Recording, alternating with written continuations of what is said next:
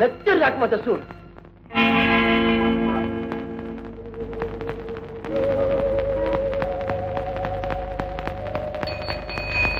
ఈ ఇల్లు కూడా కాదంటే ఆ పక్కిదిలో ఎవరో మూర్తిగా ఉన్నారంట.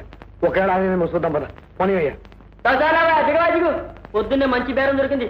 నీ సవారీ వద్దు, నువ్వు వద్దుగా నేను ముందు పైసలు ఇచ్చి పంపు. ఊరిని తీసుకెళ్ళండి మాడతానంటే డబ్బులు ఇవ్వట్లేదు. పోనీ ఎత్తన్నా పోయా మా ఎత్తునట్టు గల్లి గల్లికి గంట గంట నిలబెట్టి ఇళ్ళని తనిఖీ చేస్తున్నావు. బేరాల మానుకుని దగ్గర ఉంటామనుకున్నావా ఏమి? మూర్తి గారు అంట, మూర్తి గారు పేరు మా ప్యానాలు చేస్తున్నావు. ముందు పైసలు దిగవమ్మా దిగు. ఏంటి డబ్బా ఇస్తావు? ఇస్తాం కదా, ఎంత ఇవ్వాలి చెప్పు. గంటకి 6 రూపాయలు చొప్పున 3 గంటలకి 20 రూపాయలు ఇచ్చాయి. 20 రూపాయలే? 20 పైసలు అనుకున్నావా? కొత్త చేసి మోహన్ చేద్దాం అనుకుంటున్నావు. నీ 10 రూపాయల మీద ఒక పైసా కూడా ఈ గాడి ఈ బాబు గారు సొమ్మనుకున్నావా ఏమి? తీవయా పైసలు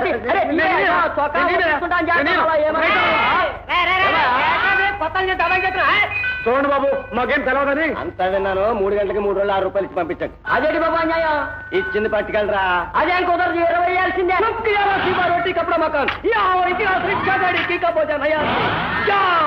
जाओ, छोटी सी बात भाभी 6 रुपये दिए जाए, नहीं तो पुलिस पकड़ा जाए. जाओ जाओ. మీరున్నారు కాబట్టి సరిపోయిందండి, లేకపోతే ఎంత గొడవ అయిపోయేదో. సరే, పట్నం ఇదేనండి మొదటిసారి రావడం. మరేనండి, మాకేం తెలవదు కదా అని ఇష్టం వచ్చినట్టు గుంజేయాలని చూశాడు ఎదవా. మైదా రాయాలే రాసిందేనండి. ఏంటి మీకు అలవాటు ఉంది ఏంటిది? మా ఊళ్ళో మాకు ఇదే పనండి. చెప్పయ్యా, అయితే మనం బంధువులు అనమాట. అవునండి. ఇంకా అండి గిండి కానీ అన్నయ్య అని పిలిచేయి. అదేంటే జాగ్రత్తగా పట్టుకోవాలా? వదిలే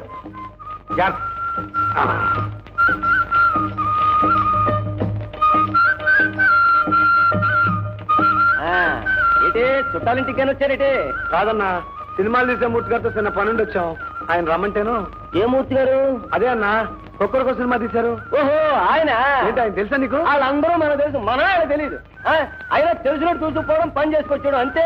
పద చూపిస్తాను. అమ్మయ్య, రచించావు. పొద్దు నుంచి తిరగలేదు. షేడ్ మార్చుకోండి. సెటర్ చేసుకో, సరిపోతుందా? Good morning. Good morning.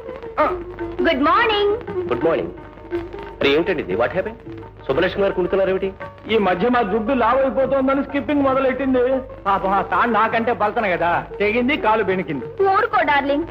మూర్తి గారు, ఓ మూర్తి గారు, చూడండి తమ కోసం ఎవరో వచ్చారు. దండాలండి బాబు, దండాలు. తమరు కాంచి ఉత్తరం వస్తుందని చాలా రోజులు ఎదురు చూసాం బాబు. తమరు ఏవో పనులు ఉండి మర్చిపోయి ఉంటారని. దేవే, అదేంటి బాబు అడుస్తున్నారు? మన సీతాలు, అదే సీతామహాలక్ష్మి బాబు. తమరు మా ఊరు వచ్చినప్పుడు మా సీతాను చూసి కళా తప్పస్తుంది అన్నారు. గొప్ప హీరోయిన్ అయిపోతుందన్నారు. ఎంతో గొప్ప భవిష్యత్తు ఉన్న పిల్ల అన్నారు.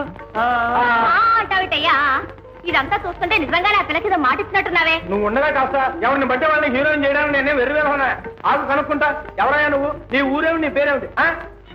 ఏమిటి బాబు మాది కురబలకోట. అదిగో అదిగో ఊరి పేరు కూడా చెప్తున్నాడు. ఊరి పేరుకే లక్ష చెప్పొచ్చు, ఊరి పేరు చెబితే వేషాలు ఇచ్చేస్తాం ఏమిటి? ఏమిటయ్యా? ఏం కురబలకోట అయ్యా? మదనపల్లి దగ్గర మాచల దగ్గర? మదనపల్లి దగ్గరే బాబు. పోయిన నెలలో తమరు వచ్చారు కూడాను. అదిగో పోయిన నెలలో నువ్వు వచ్చావని కూడా ఖచ్చితంగా చెప్తున్నాడు. ఇంకా చస్తే నీ మాట నమ్మను. నువ్వు ఆ సీతాలతో తీసుకుంటావో చుంచంతో తీసుకుంటావో అది నీ ఇష్టం. దుబ్బి దుబ్బి ఆగవే బాబు గారు.